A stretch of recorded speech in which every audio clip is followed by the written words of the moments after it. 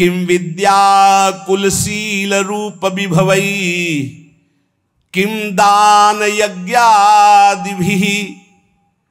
इनसे नहीं होगी भगवत प्राप्ति, इससे हो जाएगी। शरणागत होकर ममता हो गई श्री जी से।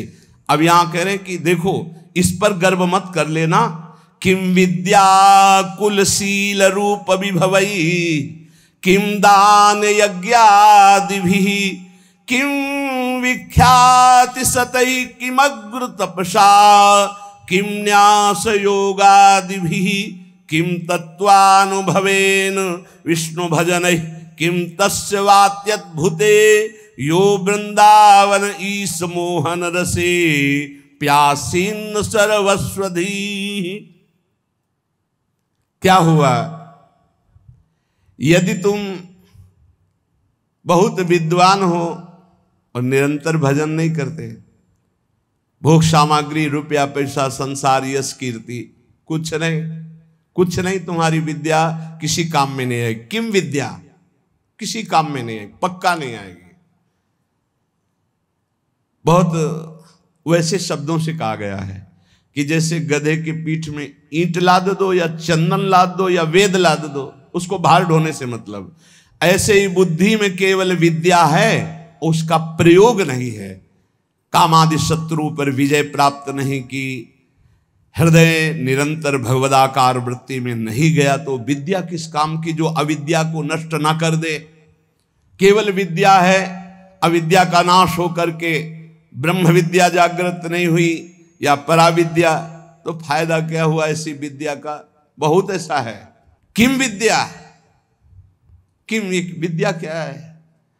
अर्थ के कारण अनर्थ उत्पन्न कर दिया चित्त में। ये देखी हुई बात कह रहे हैं, सुनी हुई बात नहीं कह रहे।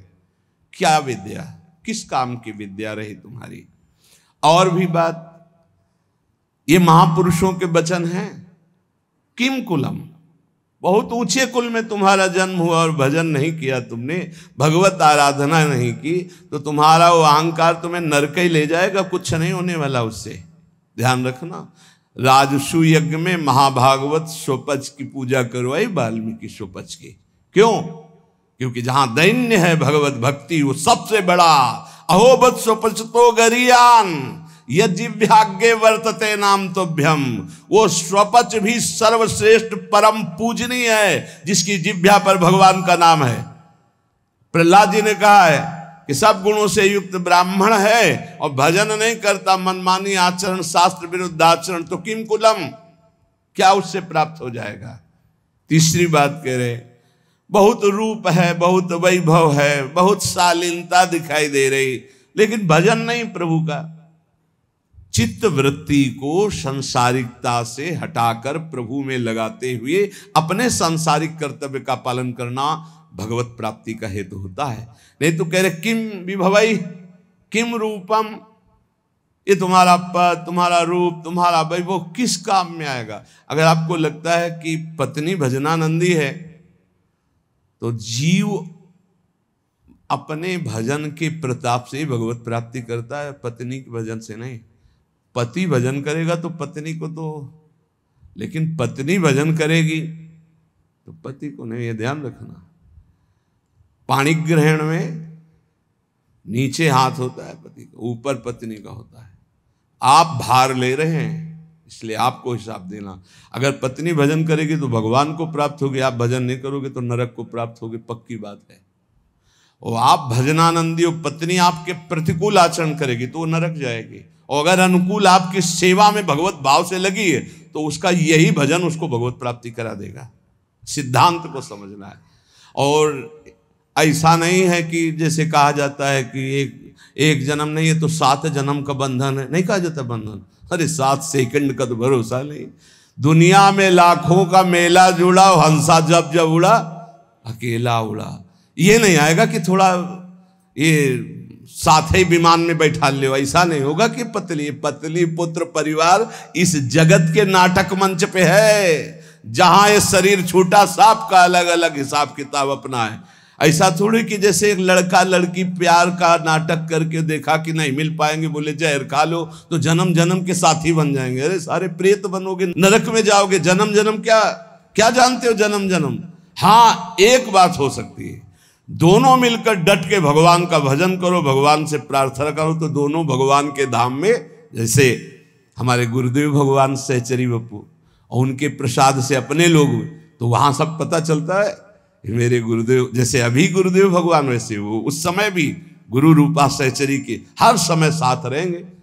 हमारे साथ रहना है, वैसे ही आनंद लेना है, तो श्यामा श्याम का भजन करो, एक ही साथ चलेंगे, एक ही जगह प्रोग्राम होगा और एक ही जगह बैठ के प्रसाद पाएंगे, एक ही इष्ट के साथ खेलेंगे। और क्या, इतनी बड़ी जगह है कि पूरा विश्व चला जाए तो भी जगह बनी रहेगी। और इतना बड़ा प्रताप है कि हर उपासक को यही अनुभव होता है कि मेरे प्रिया प्रीतम सामने दर्शन और सबको सेवा। सोचो, सबको सेवा, अरे बड़ा दिव्य, वो बुद्धि की बस की बात नहीं। श्यामा श्याम का भजन करोगे तो जिसके साथ रहना चाहोगे वो भी पहुंच जाएगा, वो साथ ही भजन करो दोनों। अगर पति पत्नी दोनों श्यामा श्याम का भजन करें तो दोनों सहचरी बप्पू से श्री जी की सेवा में पहुंच जाएंगे। पर ये बोध थोड़ी रहेगा कि ये पति पत्नी, गुरु शिष्य का तो बोध रहेगा, क्योंकि सच्चिदानंद में कि मेरी गुरु रूपा सहचरी है, ये बोध रहेगा, पहचान रहेगी। लेकिन वहां पति पत्नी सांसारिक संबंध नहीं रहेगा, पर रह सकते हैं दोनों वहीं श्री जी की सेवा में सखी स्वरूप से, या भगवत धाम में हरि पार्षद रूप से।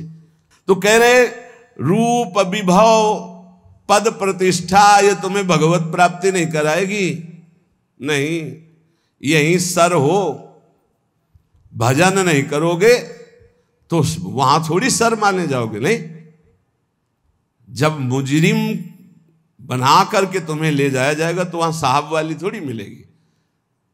देवराजेंद्र के पद में है, त्रिभुवन के सर हैं, और फिसल गए तो सर्प बनाए गए। अब सर्प बन के वहां देवता थोड़ी उनको सर बोल रहे, नहीं नहीं, अब तो भूखे प्यासे तड़प रहे, कभी कोई फंस गया तो लील गए तो पेट का पोषण हुआ। महाराज नहुष इसलिए कह रहे कि रूप अभी भवई, बड़े रूपवान, बड़ा वैभव, बड़ा, तो किस काम में आएगा? किसी बात का गर्व मत करो, जवान हो, रूपवान हो, बलवान हो, ये 4 दिन की चांदनी, फिर ऐसा समय आएगा कि अकेले उठकर सीढ़ी भी नहीं चढ़ पाओगे। जब हम हर चीज का मनन का स्वभाव रहा है, इसलिए ये जो महापुरुष कह रहे हैं उसे समझो। किम दानम, क्या तुम्हारे पास दान देने की सामर्थ्य? हर समय वासना का भूत चढ़ा रहता है, तू दानी, दानी तो हरि है, सबसे बड़े दाता, अनंत ब्रह्मांडों को दे रहे हैं, तुम उनको क्या दे दोगे? भगवान को क्या दे दोगे? बहुत विचित्र। और अगर बढ़िया दानी भी हो तो कोई खास बात नहीं, जरा सी बात बिगड़ गई तो गिरगिट बन के कुआं में पड़े थे महाराज नृग। ये दानियों में बड़े बड़े याज्ञिक, बड़े बड़े तपस्वी जिस पद की पूजा करते हो देवराज इंद्र का पद है, वहां दुर्दशा क्या होती तुम्हें क्या पता। जब वैसे तो बहुत महिमा है, लेकिन जब देखो ना शास्त्रीय दृष्टि से तब पता चलेगा। इसीलिए श्रीपाद बोल रहे हैं, किम विद्या किम कुलम किम शील रूप विभवई किम दान किम यज्ञादि भी और किम विख्याति सतई। तुम्हारा बहुत यश है तो किस बात का? अगर भजन नहीं है, हो गया, पुण्य प्रताप से यश होता है, पूर्व का पुण्य जो है वो यश फैलाता है। अगर वर्तमान में भजन नहीं तो वो खत्म हो जाएगा जाना, तो ऐसे ही जैसे हाइलोजन नहीं फ्यूज हो जाता है, ऐसे होते रहते हैं। पूरा विश्व जय जय जय, फिर उठा के नालियों में फेंक देते छवियां। अगर वर्तमान में भजन नहीं, वर्तमान में भगवद आराधना नहीं, तो पूर्व का जो तप और पुण्य संचय उससे वाह वाह होगी, और इसके बाद फिर चारों खाने चित्त।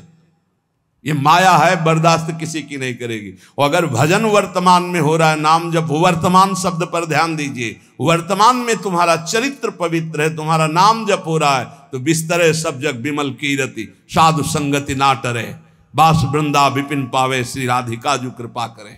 जय जय श्री हरिवंश नाम गुण गाई है उसकी स्थिति। किमुग्र तपस्या, बहुत बड़े तपस्या कर लिया तो क्या हुआ? अगर भगवान की शरणागति नहीं, भजन नहीं, तो देखो ना अम्बरीश जी महाराज बड़े महान भजनानंदी महाभागवत, और उनको मिटाने के लिए चले थे महान तपस्वी दुर्वासा जी, तो क्या गति हुई, त्रिभुवन में भागे घूमे। तो कह रहे अगर विशुद्ध भक्ति नहीं तो किम उग्र तपस्या, बहुत बड़ी उग्र तपस्या है तो उससे क्या हुआ? एक तपस्वी को बहुत अभिमान हो गया कि मेरी तपस्या तो ऐसी है कि मैं पूरे विश्व को खरीद सकता हूं। तपस्या की थी। अब वो जिस महात्मा से देखो उसी से अकड़ दिखा रहे थे। तो जिस जंगल में रहते थे उस जंगल के सरोवर को सुखा दिया भगवान ने, और वर्षा हुई नहीं। अब वो प्यास से व्याकुल हो गए।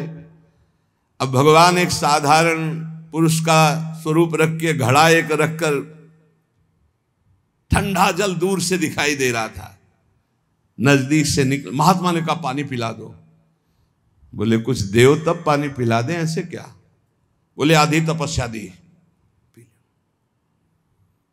जब पी चुके पूरा जल पी गए, वो घड़े का 2-3 लीटर जो था, आहा, बोले आधी तो ले ली, अब एक घड़ा जल और बताओ, दूसरी ले लो।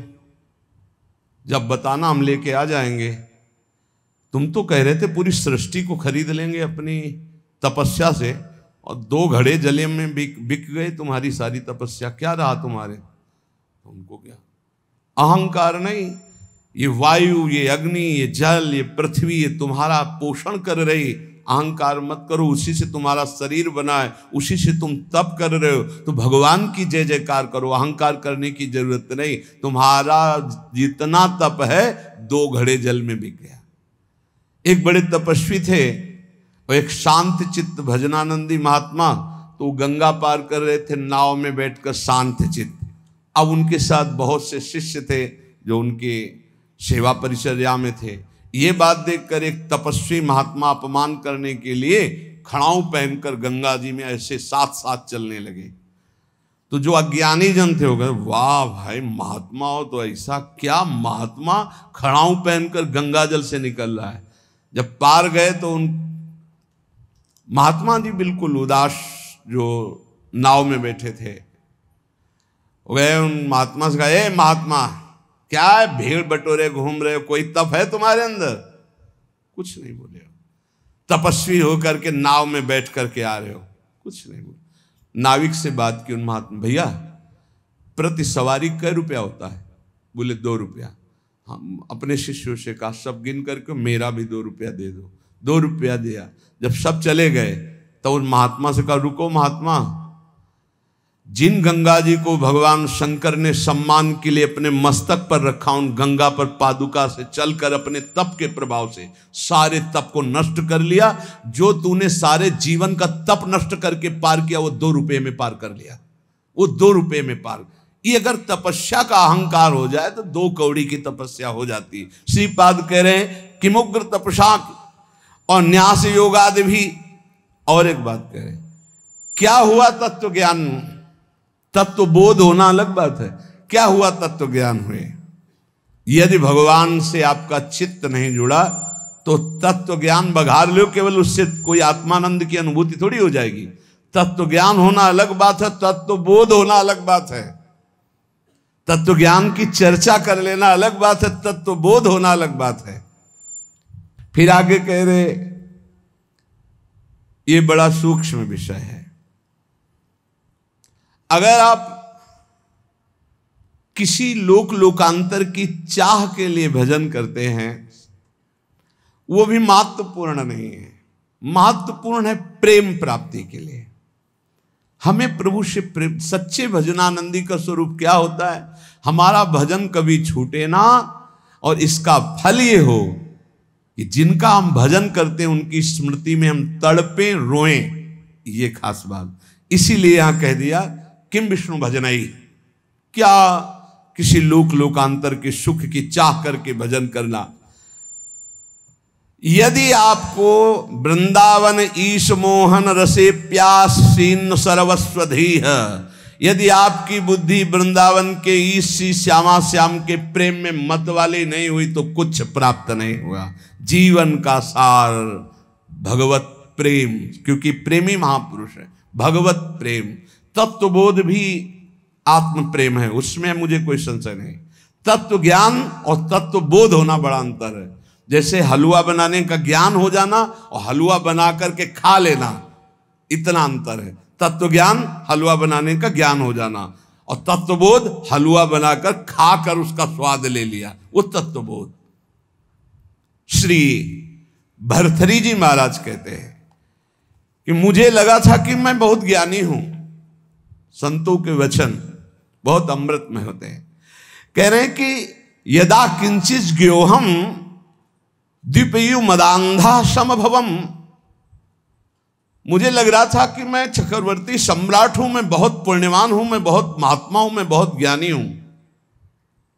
तदा सर्वज्ञोस्मीत्य भवदव लिप्तम मम मनः यदा किंचित किंचित बुधजन सकाशादवगतम तदा मूर्खोस्मीति जो इव मदी मदो में व्यपगता।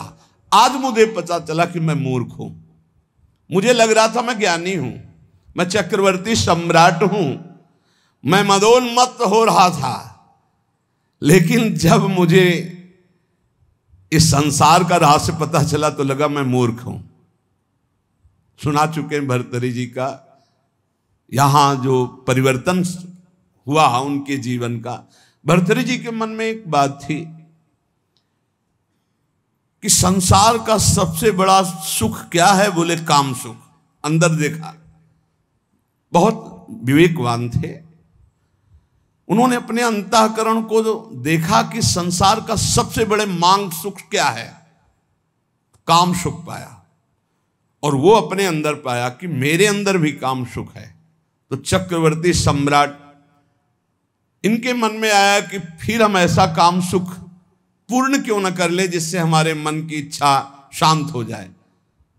तो उन्होंने, चक्रवर्ती का मतलब होता है कि बहुत से राजाओं के ऊपर जो बादशाह, उन्होंने पूरे अपने देश में सब सुंदरियां आवे और मैं उनमें से देखकर उनका वर्ण करूंगा। तो विश्व की सुंदरियां सब एकत्रित हुई, उनके माता पिता सब लाए, क्योंकि महाराज भर्तृहरि जी वर्ण करेंगे पत्नी रूप में। सबको देखा, एक पिंगला नाम की सर्वांग सुंदरी भर्तृहरि जी की वहां जम गई और कहा कि आप मुझे अपने पति रूप में स्वीकार करेंगे? तो उसने कहा हमारा अहोभाग्य। बहुत भागवतिक रीति से जो शास्त्रीय पद्धति है, पाणिक ग्रंथ संस्कार हुआ। अब ये तो जो भागवतिक पुरुष होते हैं उनके स्वभाव में कुछ अलगाव होता है संसारिक पुरुषों से। वो जिस पे लगेंगे एकदम तन्मय होके लगेंगे, जिस पे लगेंगे। अगर वो भोग में भी लग गए तो उनके जैसा कोई नहीं होगा। आसक्त पुरुष मतलब ऐसा कोई विषयी पुरुष नहीं होगा, स्वभाव होता है। रूप में आसक्त हो गए तो ऐसे आसक्त हो गए, ऐसा कोई संसार में नहीं होगा। भोग में आसक्त हो गए तो ऐसा कोई दूसरा नहीं होगा। और विरक्त हो गए तो ऐसा कोई दूसरा विरक्त, मतलब उनका एक स्वभाव होता है। जैसे पत्नी में आसक्त हैं तो छाता लेकर बाजार वो स्वयं नहीं जा सकते क्योंकि अदर्शन हो जाएगा। तो पत्नी चल रही सीधे में, वो चल रहे उल्टा में, संसार हंसे तो हंसा करे हर समय पत्नी के मुख में, दृष्टि पत्नी के मुख में। वही महाभागवत हुए, क्या नाम, धनुर्दास जी, क्या नाम था? धनुर्दास जी नाम था। बहुत बड़े महापुरुष हुए भी, क्योंकि वो सीधा आसक्ति रंगनाथ जी से। तो ऐसा होता है। तो भर्तृहरि जी एक बहुत बड़े महापुरुष हैं। अब जीवन का राग उनके हृदय में काम में देखा कि काम स्त्री आसक्ति, विश्व सुंदरी, सर्वांग सुंदरी, पिंगला। उन्होंने ऐलान कर दिया राजकाज विक्रमादित्य देखेंगे, मैं इस बात का अनुभव करूंगा कि क्या सुख इसमें है। क्योंकि बताया ना, अलग खोपड़ी होती है। जो भागवतिक महापुरुष होते हैं उनका चिंतन ही अलग होता है।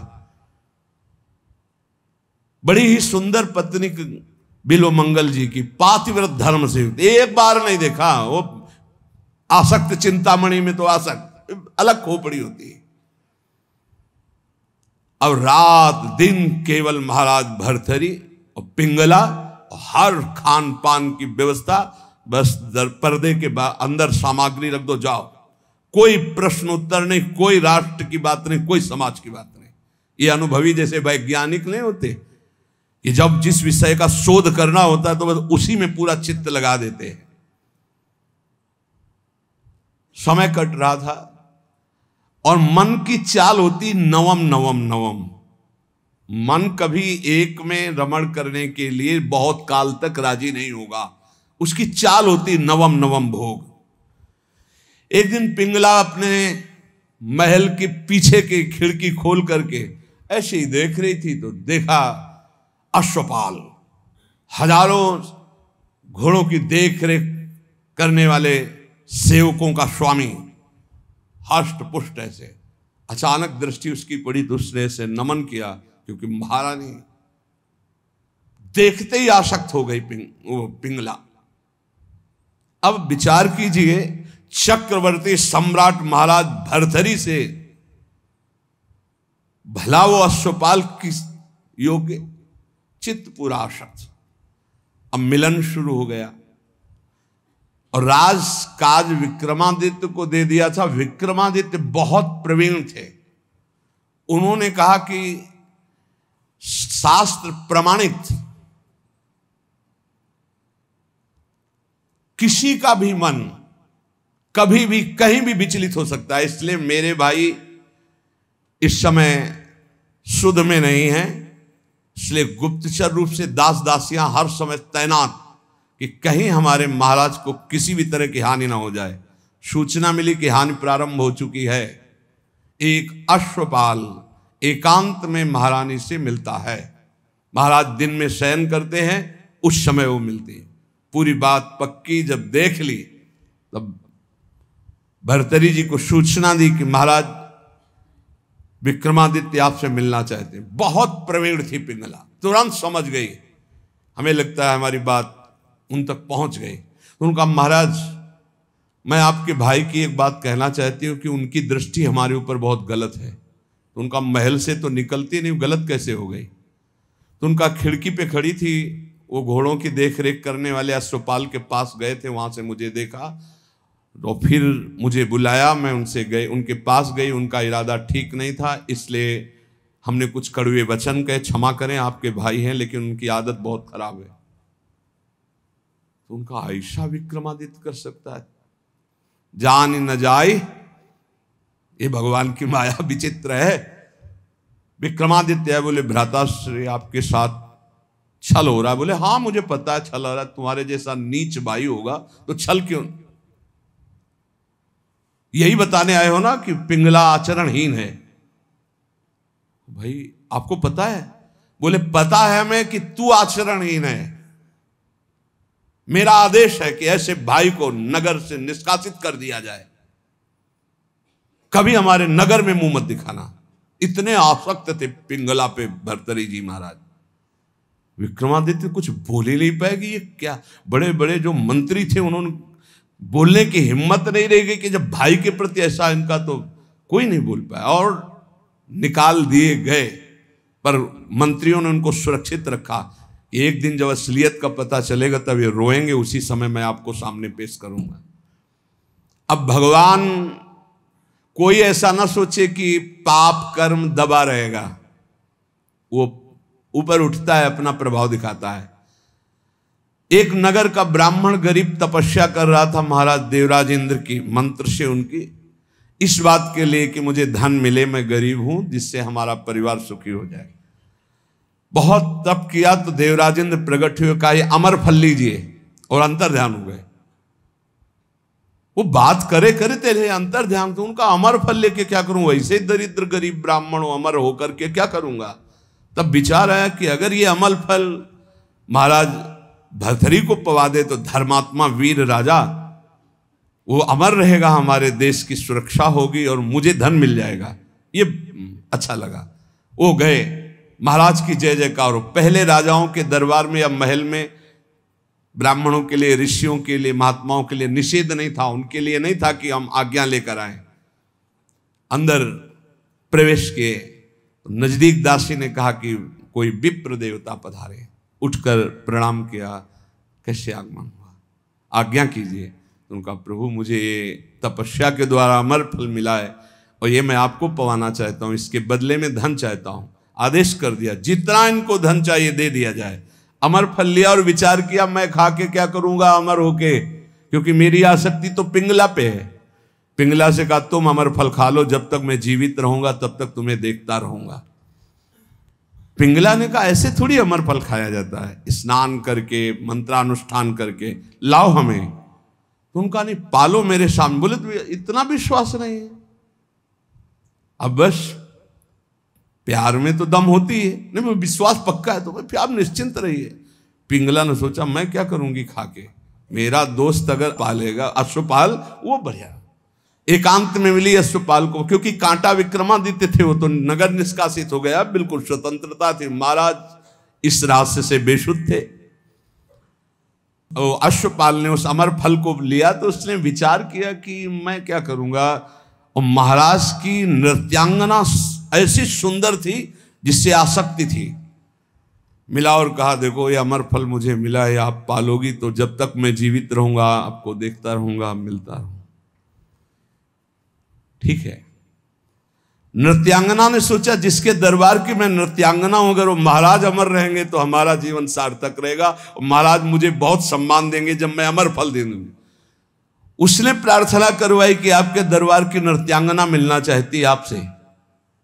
बुला लिया, कहा महाराज ये अमर फल। महाराज ने कहा तुझे अमर फल कहां से मिला, ये अमर फल सत्य बोल तुझे कहां से मिला। महाराज मुझे तो अश्वपाल ने दिया, मेरा वो दोस्त है, मेरा मित्र है उसने। और उस समय पिंगला वहां नहीं थी। तुरंत अमर फल लिया और बोले तुम्हें जो संपत्ति चाहिए हम देंगे, कल हम दरबार में आते हैं। दरबार में गए, सब सभा एकत्रित, वर्षों के बाद आज दरबार में आए थे। तब उन्होंने कहा बुलाया जाए जिसको अश्व जो घोड़ों की सेवा में आया। सत्य बोला तो तुझे माफ कर देंगे। बोल इस फल को पहचानता है?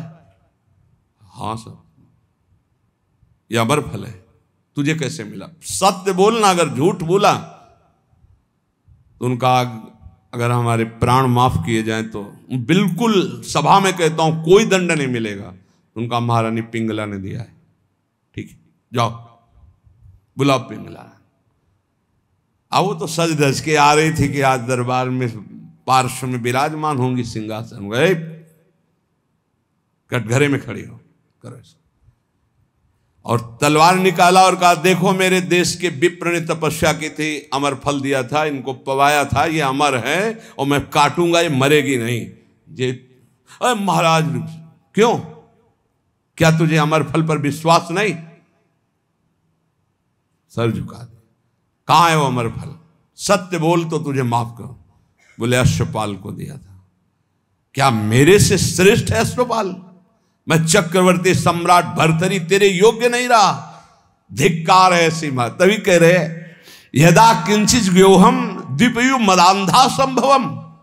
मैं मदांध हो गया था, अपने को ज्ञानी समझता था, अपने को बलवान समझता था, अपने को राजा समझता। उसी समय भर्तरी जिनका धिक्कार है। मैं चक्रवर्ती सम्राट, मुझसे पिंगला तृप्त नहीं, पिंगला से अश्वपाल तृप्त नहीं, अश्वपाल वैश्या से प्रेम करता। धिक्कार है, कहां प्यार है, कहां अपनापन है। और मुकुट उतार के रखा और कहा कि आज अगर विक्रमादित्य होते तो मुझे ये चिंता नहीं होती कि मेरे राज्य का क्या होगा। तब मंत्रियों ने कहा आप महाराज निश्चिंत रहें, व्यवस्था पूरी, विक्रमादित्य सुरक्षित है। तो उनको यहां विराजमान करो, मैं एक क्षण भी ऐसे प्रपंच में नहीं टिकूंगा। महावैराग्यवान होकर भर्तरी जी के श्लोक बैरागियों के अमृत है। वो कह रहे हैं कि मैं बिल्कुल अज्ञानी था, मदोन्मत मदांध था। उस समय मेरा मन यही सोच रहा था कि मुझे बहुत ज्ञान है, मैं बहुत प्रवीण हूं। लेकिन आज जब भगवान शंकर की कृपा से ज्ञान हुआ तब मुझे लग रहा है कि मैं घोर अज्ञानी, घोर विषयी, मदांध था।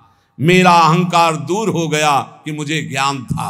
आज असली ज्ञान हुआ मुझे। भर्तरी जी कह रहे एशाम न विद्या न तपो न दानम ज्ञानम न शीलम न गुणो न धर्मा ते मर्तुलोके भुवि भार भूता मनुष्य रूपेण मृगाश्चरन्ति।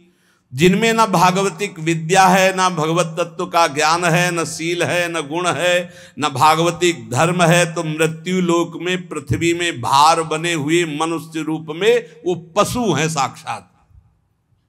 न भजन है, न धर्म है, न राष्ट्र सेवा, न भगवत सेवा, न समाज सेवा।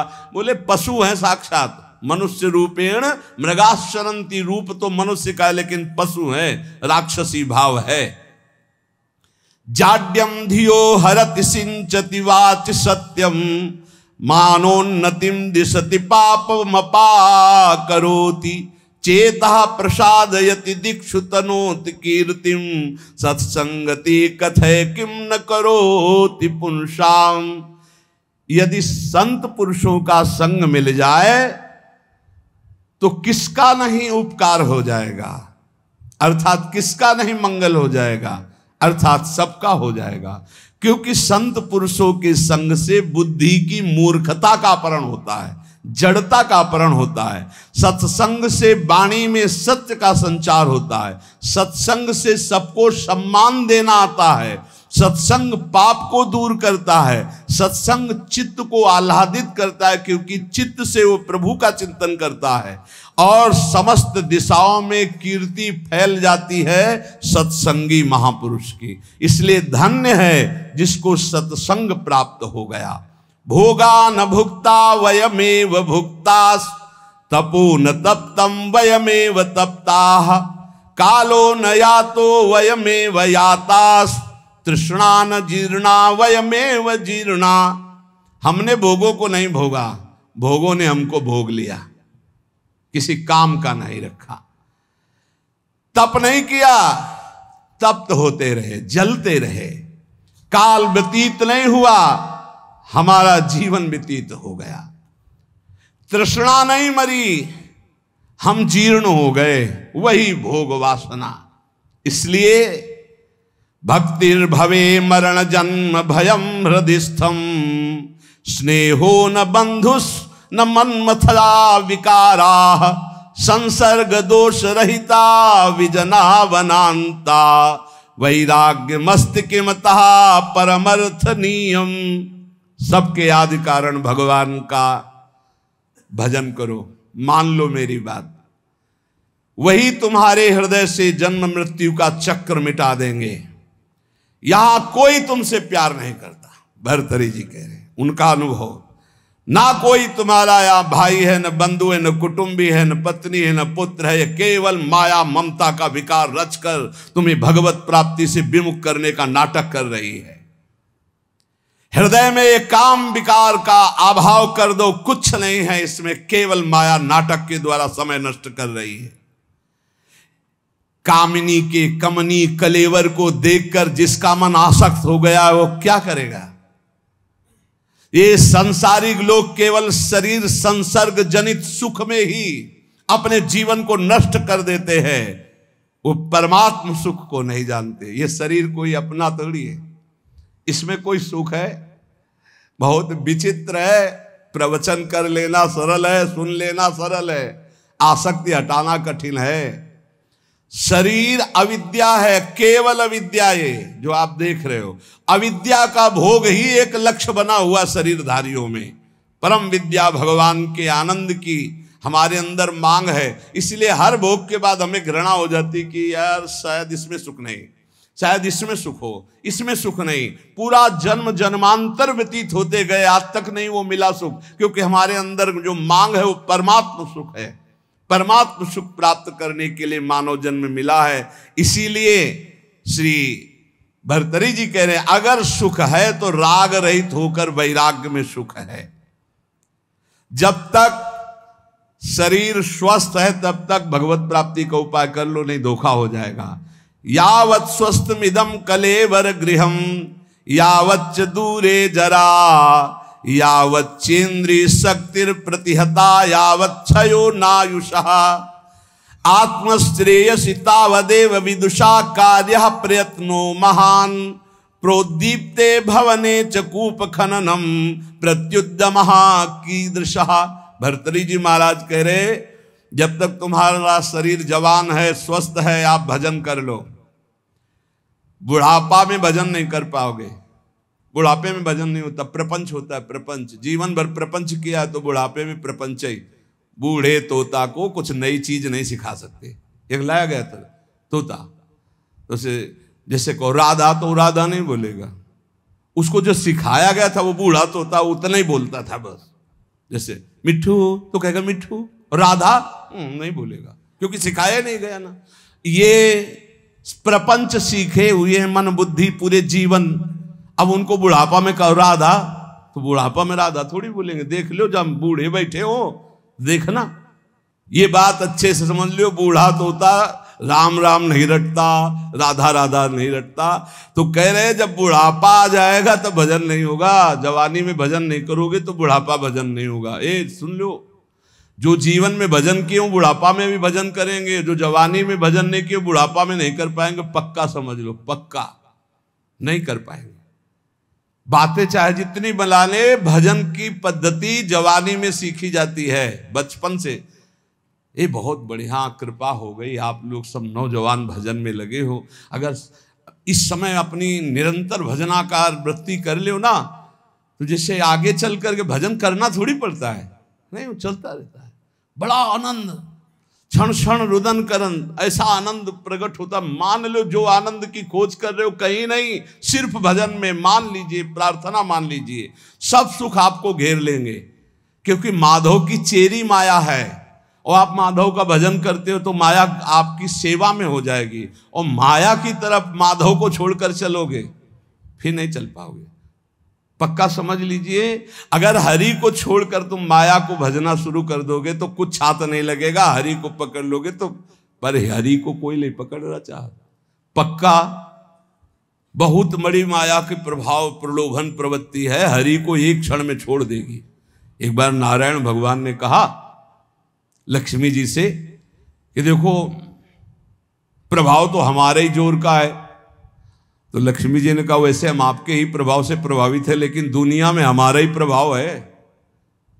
बोले हमारा तो विश्वंभर नाम है, पूरे विश्व का भरण पोषण तो मैं करता हूं। विनोद हो रहा था लक्ष्मी नारायण जी का। तो लक्ष्मी जी ने कहा जहां चाहो तहां तुम अपना प्रभाव दिखा के देखो, फिर हम अपना प्रभाव दिखा के अगर आपको हटा न दे तो बताना। भगवान ने कहा हटा तो तुम नहीं सकती। तो लक्ष्मी जी ने कहा धक्का लगवा के हटा देगी। बोले चलो अब हम तय करते हैं। तो एक ध्यान में देखा, एक बहुत संतों की सेवा करने वाला भगत, उसके यहां सन्यासी बन के भगवान गए। देवी देखा, साष्टांग दंडवत किया, चरणामृत उतारा, तखत पे आसन लगाया, बैठारा। महाराज बस कुछ क्षण रुको, अभी भिक्षा बन रही थी। भिक्षा इतने खांसती हुई एक लकड़ी ली हुई बूढ़ी का रूप रख के लक्ष्मी जी गए। बच्चा कुछ भोजन मिलेगा? हाँ माता जी, स्वामी जी बैठे, अभी भोजन बन रहा है, बस स्वामी जी को पवाया आपको। भगवान नारायण मुस्कुराए, माता जी को जमीन में बैठाला गया, स्वामी जी तखत। मुस्कुराए ला भगवान की, देखा ना आदर तो हमारा ही हो रहा है। लक्ष्मी जी का चुप रहो भी थोड़ी देर।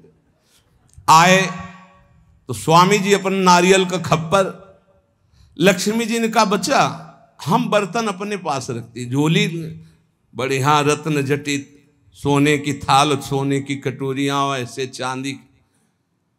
भगत ने सोचा मैया ऊपर ऐसे देखने में बूढ़ी बाढ़ी लगती है तो कितना कीमती सामान है, पर भाई हो सकता है बड़े घरों की हो, अपना ऐसे परोसा सब। अब स्वामी जी की तरफ तो दृष्टि, माता जी लाओ माता जी बर्तन धो के हम आपको दे दें। बोले नहीं बेटा, एक बार जिस बर्तन में पाते हम दोबारा उसमें पाते नहीं, और ये तुम ही रख लो। अरे बोले माता जी बड़ी कृपा, पर बोले बेटा आज रात रुक। अब माता जी जिंदगी भर रुको, आपका घर है। पर बोले जहां सन्यासी रुकते हैं वहां में, ए स्वामी जी आप चलो। बोले नहीं बेटा रात तो रुक ले। बोले नहीं, देखो स्वामी जी मतलब समझ जाओ आप बस हो गई हमारी श्रद्धा। लक्ष्मी जी मुस्कुरा के प्रभु इशारे से और आगे बढ़े, इशारा कर देंगे तो धक्का मार के निकाल देगा आपको। तो बोले नारायण नारायण, अच्छा भाई चलते हैं हम। और जो ही गए सो लक्ष्मी जी गायब। भला नारायण के बिना लक्ष्मी जी, लक्ष्मी जी का स्वयं का वाहन उल्लू है, उल्लू बना दिया उसको। ना वो बर्तन रह गए और ना वो बुढ़िया रह गई। समझ लो नारायण को भी धक्का लगवा दे ऐसी माया है। भर्तरी जी कह रहे जब तक शरीर स्वस्थ है, यावत स्वस्थ मिदम कलेवरम यावच्च दूरे जरा, तुम्हारा बुढ़ापा दूर है तभी तक तुम भजन कर लो। कहीं ऐसा ना हो कि आग लगने पर कुआं खोदना मूर्खता जैसे कही जाती है, ऐसे काल भगवान तुम्हारा सर्वस्व नाश कर दे और तुम भगवान का भजन नहीं कर पाए तो तुम्हारा जीवन व्यर्थ चला जाएगा। इसलिए सब ये सत्संग जो सुनाया जा रहा है उसका सार है, कोई तुम्हें प्यार नहीं करता, यहाँ कोई तुम्हारा नहीं, एकमात्र श्री भगवान का आश्रय लेकर सबकी सेवा करो। जो तुम्हें कर्तव्य कर्म मिला, तुम किसी के पति हो, किसी के पुत्र हो, किसी के परिवार के कोई सदस्य हो, अपने धर्म का पालन करो, सब में भगवत भाव करो, नाम जप करो, इसी से भगवत प्राप्ति हो जाएगी।